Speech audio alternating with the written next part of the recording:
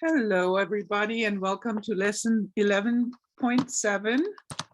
In your textbook, it's on page 685. And we're learning about factoring special cases. And make sure you listen to audio. So the two special cases, oops.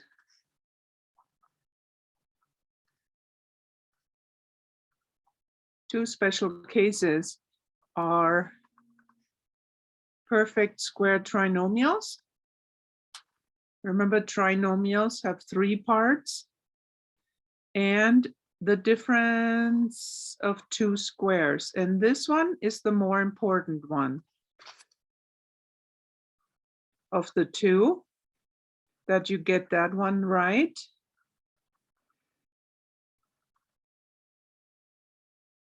It's a binomial. So it has two parts. And it has a minus in between because it's a difference. The word difference means subtract, minus. This perfect square trinomial is not that important because you can also factor it using the diamond method.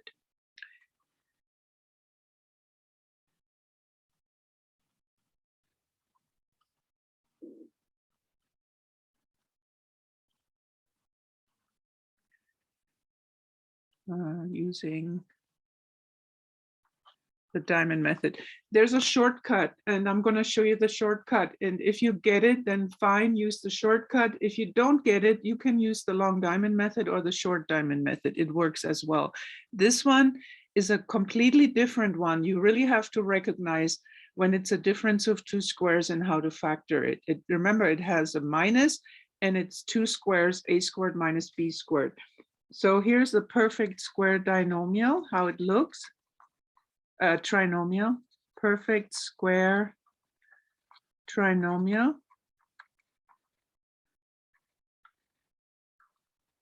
Is in the form is a squared plus 2ab plus b squared. So notice we have a perfect square in the beginning, and we have a perfect square at the end. And in the middle, you have twice. When you multiply these two, it's twice that. And if you recognize that it's a perfect square trinomial, it's really fast to factor, really easy. But if you don't recognize it, just use your diamond method and you'll be fine, okay? And then the other one, difference of two squares.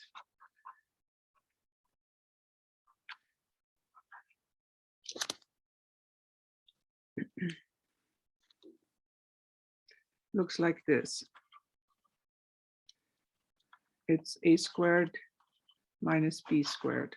So it's two parts with a minus in between. That's the important. This only works if this is a minus. It cannot be a plus. And this is a perfect square, and this is a perfect square.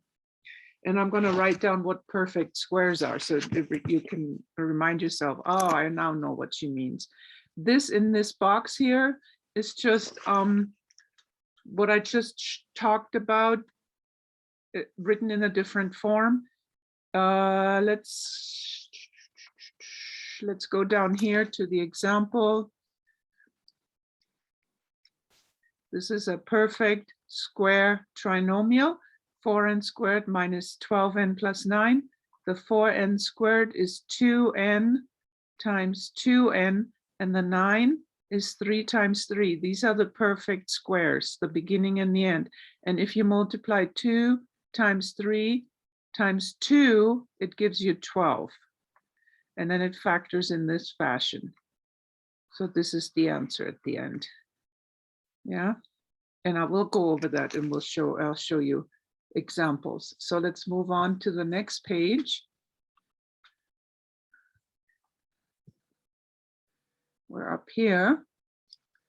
What is the factored form? So you can use diamond method, no problem. If you say, oh, I want to just continue as I learned before. But if you recognize that this is a perfect square in this one, then you can use the shortcut I'm showing you. So x squared is x times x, and 9 is 3 times 3, and this 6 is 3 times 2. Then you can just simply factor x plus 3 times x plus 3, which is equal to x plus 3 quantity squared. So this would be the best answer. Or simply do the diamond method. 9 goes on top, 6 goes on the bottom. What numbers multiply to 9, add to 6, it's 3 and 3. So then you can do that as well.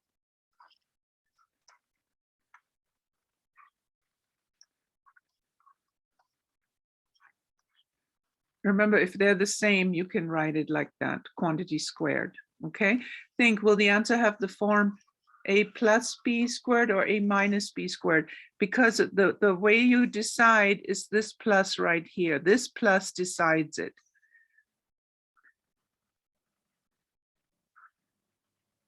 Because the first sign is a plus.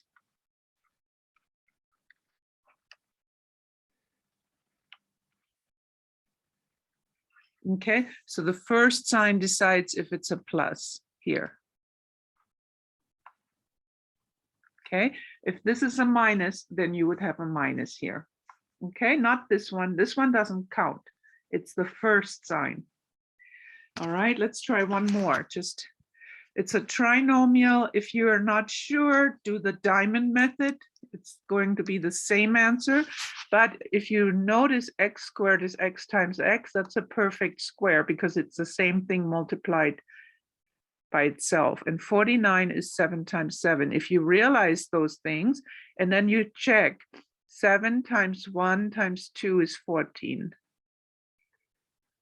Okay, it's that. So then you can just say x plus 7. Oh, nope, I just made a mistake. Noticed? Did you notice? It's a minus. So the first sign matters. So this minus here decides it's going to be a minus. Oh gosh, where are my tools? Oh, hang on. Okay, there we go. It's jumping around everywhere. Ah, chose green for me. I don't know why, but it's good. But just as long as you know this minus makes this a minus and this a minus. Or again, do the diamond method. Might take you a little longer. 49, negative 14, and it's negative 7 and negative 7. And then you have the same answer. Okay, either way, I just want to show you this. And then I'm going to skip this one. Let's go down to the bottom. Notice there's a 4 in front. By the way, I'm going to make you a list of perfect square trinomials. Let's write a few down. Perfect squares, I mean. And I'm going to say examples of perfect squares. So 1 is a perfect square because it's 1 times 1. 4 is a perfect square because it's 2 times 2. 9, 3 times 3, 16, 4 times 4, etc. You get the idea? Okay, if you want to find, use calculator and your square root key to decide if it is a perfect square. For example,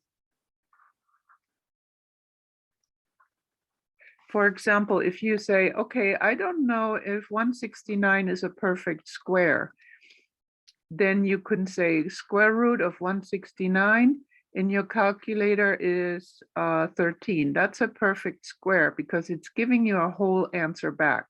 So 169 is a perfect square as well. Yeah, but that if the numbers get big and you're not sure, use your square root key. The square root key undoes the perfect square. Anyways, and then when you have variables, x squared is a perfect square. Why? Because it's x times x. 4x squared is a perfect square because it's 2x times 2x. You see, x to the power of 4 is a perfect square because it's x squared times x squared.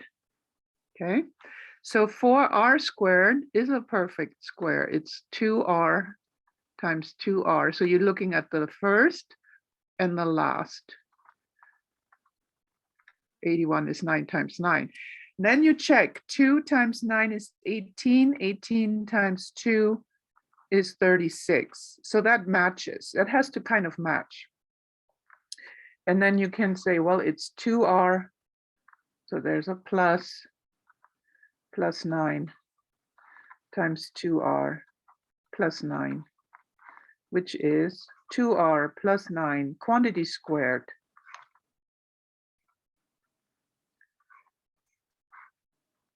Whoops. Or you can use long diamond method.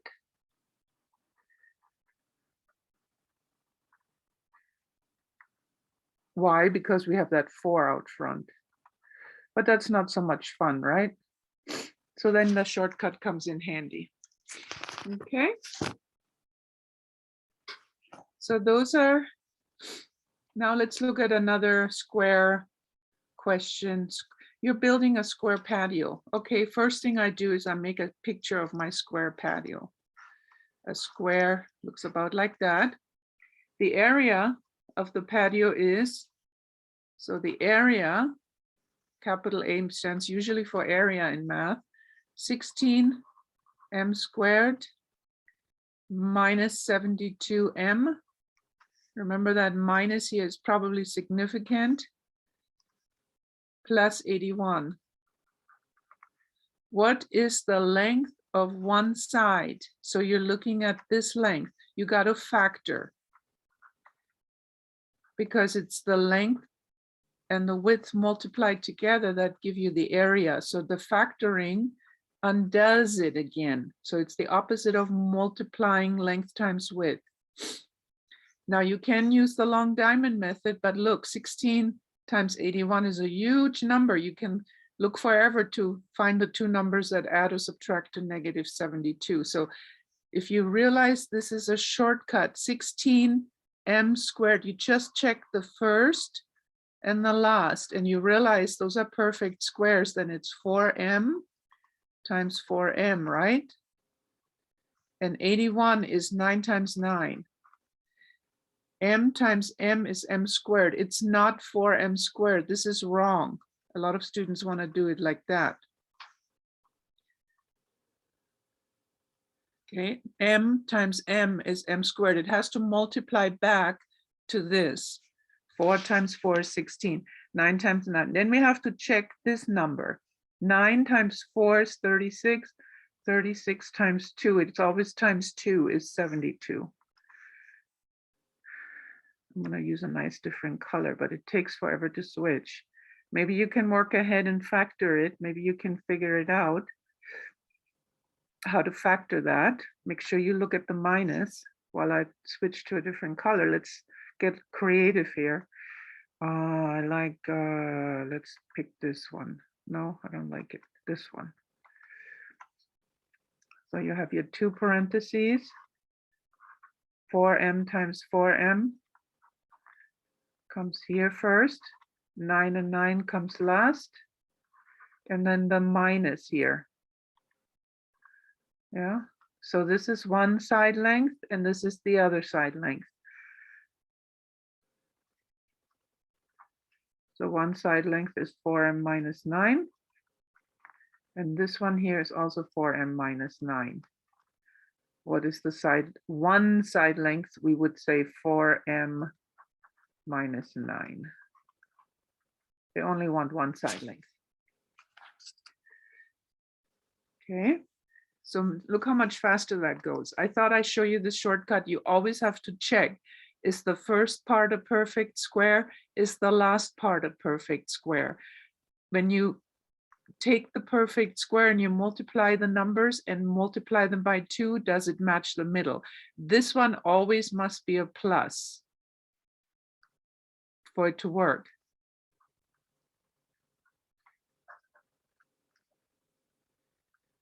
And this one tells you the sign.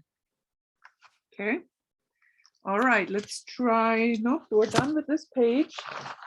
Move to the next page. Here comes the difference of two squares. This is the one that most students forget about. For some reason, they just forget how to do it, or that it is one.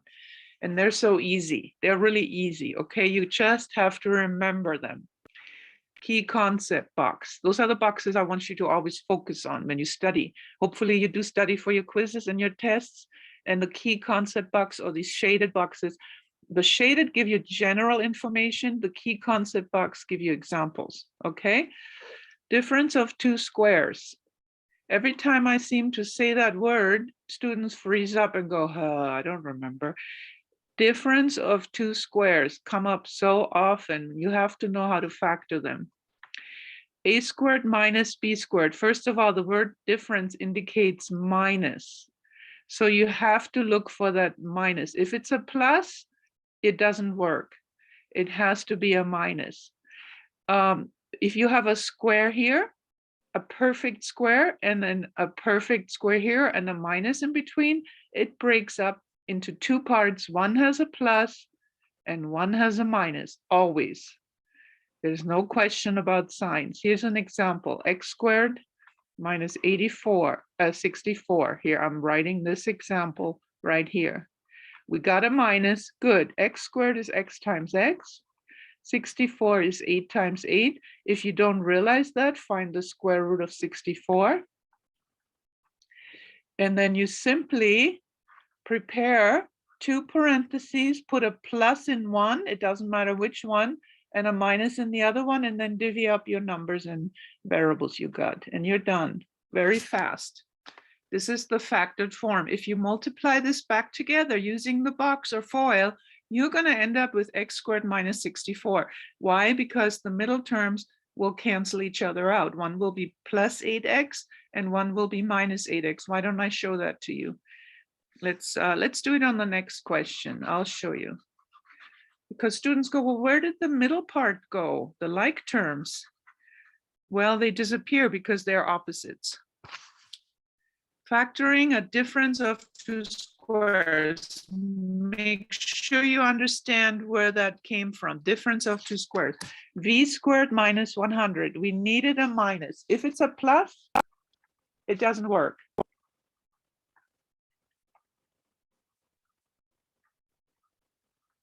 Everybody understands?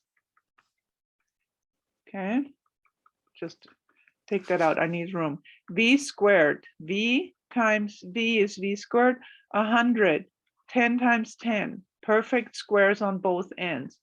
Prepare your parentheses. Put a plus in one, a minus in the other. Put the numbers and variables like that. This, by the way, is not V plus 10 quantity squared. This is not true because one is plus and one is minus. Doesn't work, okay? Okay, now we're gonna check. We're gonna multiply it back. I wrote my initials. Check. So when you multiply it back, you can use the box method or you can FOIL it.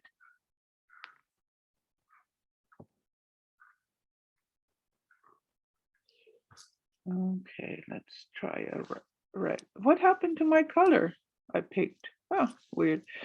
V plus 10 and times V minus 10. V, so you go up and over and multiply. V squared plus 10V minus 10V plus times a negative is negative. 10 times 10 is 100. The plus 10V square, plus 10V minus 10V cancels out. They're opposites, so they go away. So all we have left is the V squared minus 100. See how that works? And that's what we started out with. Okay, so the difference of two squares. Now try that one if you like. I'm skipping it. I'm going down to the last question on this page. M squared minus 225. Remember, if you're not sure if it's a perfect square, find the square root. Use calculator. Square root of 225 is 15. When the numbers get higher, you might want to do that. So it's a minus, check on that. M squared is M times M. 15 times 15. Prepare your parentheses. One gets the plus, one gets the minus. M 15, M 15. Done. All that in just a second, right? And on the next page, on top, a little trick here, because we have that 25 in front. Difference of two squares. Please do not open your eyes wide when you hear that from me. What's the difference of two squares? It is the simplest way to factor, yet most students totally overlook it. You need to have a minus. It doesn't work if it's a plus. 25d squared, you have to recognize that that is 5d times 5d. And 64, you have to recognize is 8 times 8. Why? Because 5 times 5 is 25. D times d is d squared, right? Prepare your parentheses. Put 1 plus, 1 minus. I'm going to do something totally weird. I'm going to put the minus first, just so you don't think it has to be first. Multiplying has, the order doesn't matter when you multiply. It does matter when you divide. And then that's that. Very fast, okay? Okay, I'm gonna look at this one. It's got a plus. No, cannot factor. Why? It's not a difference. It's called the difference of two squares, not the sum.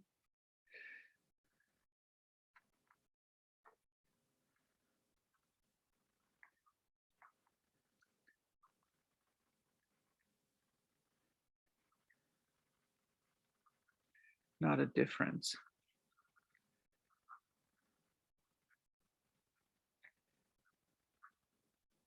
Okay, make sure you understand. It has to be a minus to work.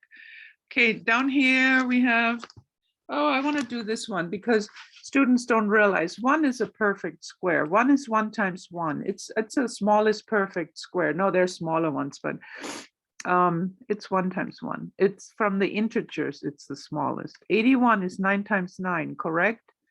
R squared is R times R. And voila, we're done.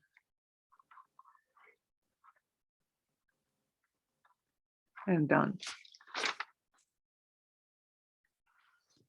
Okay, on the next page, it's giving us, remember when I had you up on the board and you had to factor out the common factor first and then factor again, and you didn't like that, but it happens a lot. We're on this page, it's page 690. I'm gonna read that in the box. When you factor out the GCF, greatest common factor of a polynomial, sometimes the expression that remains is a perfect square trinomial, or it's the difference of two squares. You can then factor this expression further using the rules from this lesson. So sometimes we have to factor out a common factor first.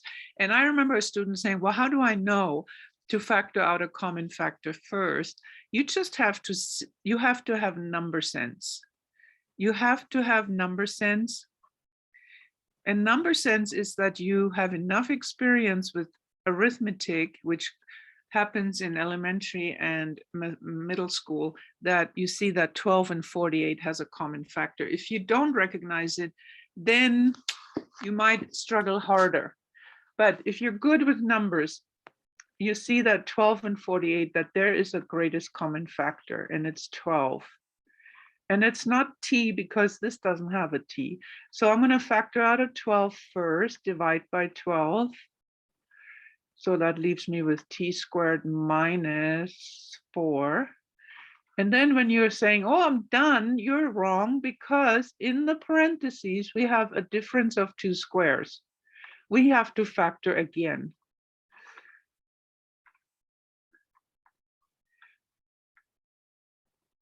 But you can't forget the 12 out front. So this one factors into, so the 12 is part of your answer, t plus 2 times t minus 2. So this whole thing is the answer. If you forget the 12, you got it wrong.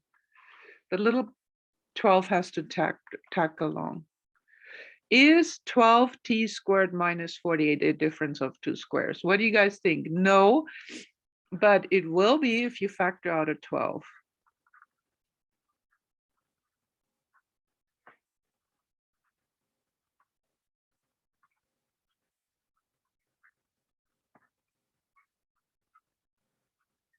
Okay, so sometimes you have to finagle the question and make it work. Now this one the same. It's not a difference of two squares. It's a trinomial, 1, 2, 3 parts. The difference of two squares has two parts, yeah? But you see that it has a GCF. Let's see if you can figure out what it is. 12, 12, and 3. I say it's 3, right? It's the lowest number that goes into 12, 12, and 3. So divide by 3. 12, 4x squared plus 4x plus 1. Now, if you're here, you got to try factoring this again. And you might say, well, I don't know how to factor it. Well, here's a quick way. You can check the first term and the last term. And if those are perfect squares, try the shortcut. 4x squared is 2x times 2x. 1 is 1 times 1. 1 times 2 is 2 times 2 is 4. So that works out. Thank God we don't have to use, or you can use long diamond method.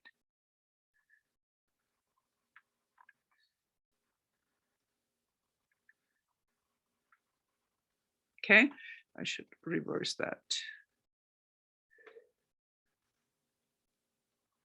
Oops. Long diamond method will work because we have that 4 in front, but I don't need to. I'm going to keep the 3. And then I'm going to use the shortcut to, oh, it's a plus. I need to check on the sign. And this is a plus. This has to be a plus 2. So we have 2x plus 1 times 2x plus 1. You can contract that, make it shorter by saying it's 3 times 2x plus 1 quantity squared. And that is the best way to show this answer. Okay. Or if you don't recognize it, you can do the long diamond method. It'll work just as well. Okay. I think I'm done with this page. Let's go to the homework. So you're doing factoring. This is the trinomial. So you recognize this is y times y. This is 8 times 8. And this is 2 times 8. Same for here. Difference of two squares. Difference of two squares.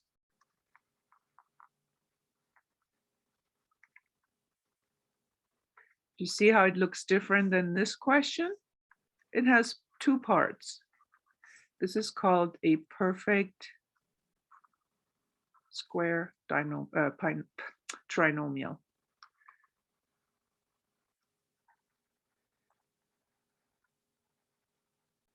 So those two methods are different. Yes, please be careful.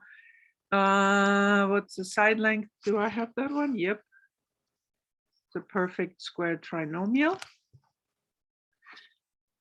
And this one just says identify the rule. You don't have to work on it. You have to say, is it a perfect square or is it a perfect square trinomial? Is it a difference of two squares or is it a perfect square trinomial? I'm getting it all mixed up. Next page, 692. A squared, that's perfect square trinomial. That's a difference of two squares. And number 18, this is a good question. Explain how you would decide whether a binomial is a difference of two squares. You have to kind of explain what a difference of two squares looks like.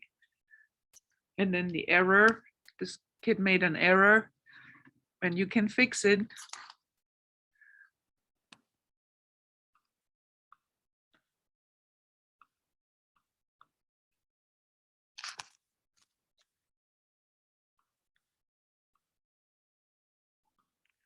All right, the next, one more question on the following page, the one on top of that house.